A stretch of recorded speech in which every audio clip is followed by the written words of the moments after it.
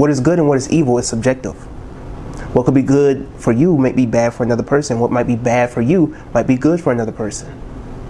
So what you must understand is that what is good for you and the way that you want to live your life it may be completely different for another person's life. How you live your life might be destructive for another person's life because of the way that things are coordinated in their life and in yours. For an example, there could be women out here that could get 20 to 30 bodies, right? Let's say she's a sex worker and she getting her money and she living her best life and it works good for her. Her parents don't really care as long as she's happy and as long as she's safe. Her friends support her, all this other type of stuff. That might work well for her. But let's say you was raised up in a very strict and religious household.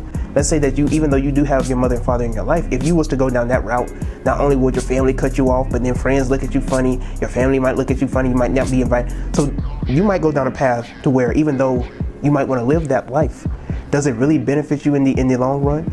That sex worker might have a good life. She might not go through depression, but there are a lot of people who go through that route or go down that pathway and they do have depression and they do have trauma and stuff that has happened to them.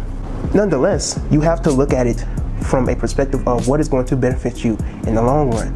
Everything and anything that you do is going to have their ups and downs. So just because there are ups and downs doesn't mean that you shouldn't or should do it.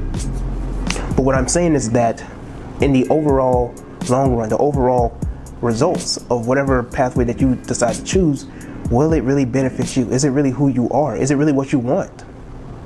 Everything is subjective.